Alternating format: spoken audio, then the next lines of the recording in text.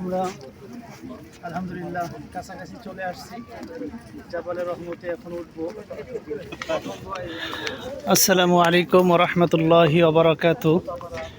আমরা দেখতে পাচ্ছি হাজী সাহেবরা আস্তে আস্তে জাবালে রহমতে ওঠার জন্য সিঁড়ির কাছাকাছি যাচ্ছেন। এখানে আসলে আপনি একসাথেই সারা পৃথিবীর সমস্ত কান্ট্রির মানুষদেরকে দেখতে পাবেন। এক একজনের কালচার এক এক রকম, তাদের ভাষা এক এক রকম, শারীরিক দৈহিক গঠন এক এক রকম, গায়ের কালার এক এক রকম, এবং কারো সাথে কারো কোনো হিংসা বিদ্বেষ নাই, ঝগড়া নাই। সবাই সবার মতো আল্লাহর কাজ করতেছে, সবাই সবাইকে হেল্প করতেছে, সবাই সবাইকে অগ্রসর হওয়ার সুযোগ দিচ্ছে। ভাই আমাদের কাফেলার মুআল্লিম, আমাদের লিডার, ওনার সহযোগিতায় আমরা এসেছি ওনার ট্রাভেলসে। তা আল্লাহ তাআলা ওনাকে কবুল করুক এবং সারা জীবন এই ভালো খেদমত করার তৌফিক দান করুক, আমিন। কয়েক বছর আগেই জিজ্ঞাসা করেছিলাম যে ভাই আপনি এ পর্যন্ত কতবার হজ করছেন, তখনই বলেছিল যে কমপক্ষে তো 10-12 বার হইবেই। আর সেটা বলেছিলাম আজ থেকে 5-7 বছর আগের কথা। তা এখন তো মনে হয় 20 পার হয়ে গেছে। আর ওমরা তো কত শতবার করছে, তার তো হিসাব নাই।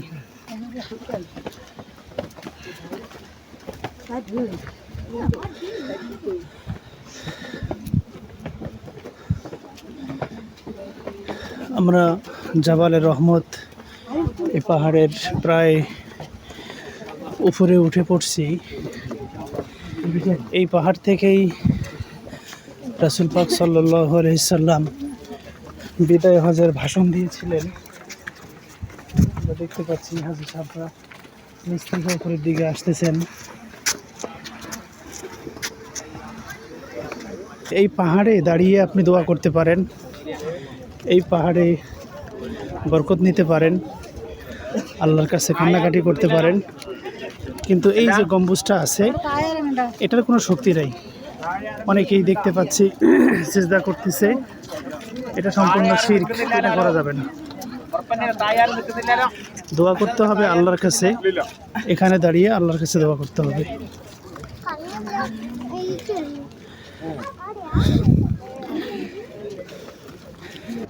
দেখেন এই কথাগুলো এখানে লেখা আছে এবং চিহ্ন দেওয়া আছে। আগে অবশ্য এই কথাগুলো আমি দেখি নাই, কিন্তু আশা করি আপনাদের এখন পড়তে পারেন, আল্লাহর কাছে দোয়া করতে পারেন, মোনাজাত করতে পারেন। এখানে নামাজের কিছু নাই, এই মুহূর্তে নামাজের কিছু নাই। এখন কোনো নামাজের ওয়াক্তও হয় নাই, যদি ওয়াক্ত হয়তো সেই নামাজ পড়তাম। কিন্তু শুকরিয়া তান, এই পাহাড়ে এসেছেন, উঠেছেন, এজন্য কেউ যদি নফল হিসাবে কোনো নামাজ পড়ে সেটা পড়তে পারে, কিন্তু এখানে তো সেই নামাজ পড়ার পরিবেশ নাই।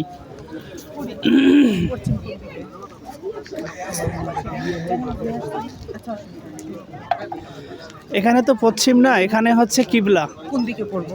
ওই যে আমরা টাওয়ার দেখতে পাচ্ছি, ওই যে টাওয়ার দেখতে পাচ্ছি, এদিকে ফিরিয়ে মূলত কাবা ঘরের দিকে।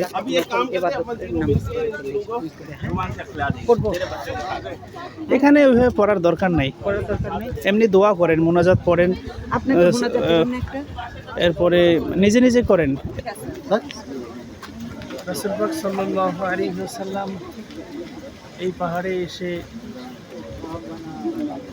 সকল সাহাবীদেরকে নিয়ে হজ পালন করেছেন এবং এই মাঠটাকে আরাফার মাঠ হিসাবে আল্লাহ তাআলা মুসলমানদের জন্য, মানুষের জন্য রহমত স্বরূপ দিয়েছেন, হজের জন্য একটা ফরজ স্থান বানিয়ে দিয়েছেন। আর আমরা যে পাহাড়ে অবস্থান করছি, এই পাহাড়টা হচ্ছে জাবালে রহমত। এই পাহাড়ে দাঁড়িয়ে রাসূল সাল্লাল্লাহু আলাইহি ওয়াসাল্লাম হাজী সাহেবদের উদ্দেশ্যে, সাহাবীদের উদ্দেশ্যে ভাষণ দিয়েছিলেন। সেটারই একটা চিহ্ন হিসাবে এখানে একটা স্তম্ভ দেওয়া হয়েছে। তো এই এখানে আমরা দেখি অনেকে এসে হাত দিয়ে ঘরে চুমা খায় এবং কপাল লাগিয়ে মাথা লাগিয়ে সিজদা করে। এটা করা যাবে না। এটা just একটু চিহ্ন রাখছে, দেখার জিনিস দেখবেন। আর আল্লাহর কাছে দোয়া করলে এখানে যে কোনো খান থেকে আপনি হাঁটতে হাঁটতে দোয়া করতে পারেন, হাত তুলে দোয়া করতে পারেন, এবং কেউ যদি কোনো নামাজ পড়ে শুকরিয়াতান হিসাবে 2 রাকাত নামাজ পড়তেই পারেন। কিন্তু নির্দিষ্ট করে আরফার মাঠে আসছি, এই জাবালের রহমতে উঠছি, এখানে 2 রাকাত নামাজ পড়তে হবে, এরকম কোনো নামাজ নাই। আল্লাহ আমাদের সকলকে বোঝার এবং আমল করার তৌফিক দান করুক। যারা হজ করেছি আল্লাহ যেন তাদেরকে বারবার হজে আসার তৌফিক দান করেন। যারা উমরা করতে আসছি বারবার উমরা করতে পারি, আল্লাহ তৌফিক দান করেন। সকল মুসলমানের জন্য, সকল মুসলিম ভাই এবং বোনদের জন্য এখান থেকে দোয়া করতেছি, আল্লাহ যেন সকল মুসলিমদেরকে আসার তৌফিক দান করেন।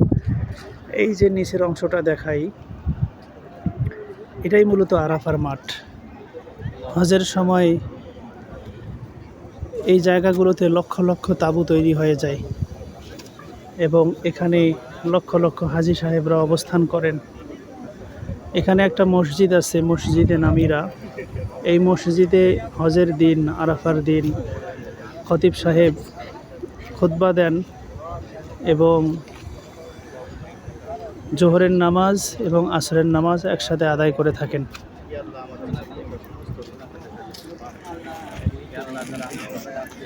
এই যে আমাদের কিছু হাজী সাহেব ভাইরা দোয়া করতেছেন, এভাবে দোয়া করতে কোনো সমস্যা নেই।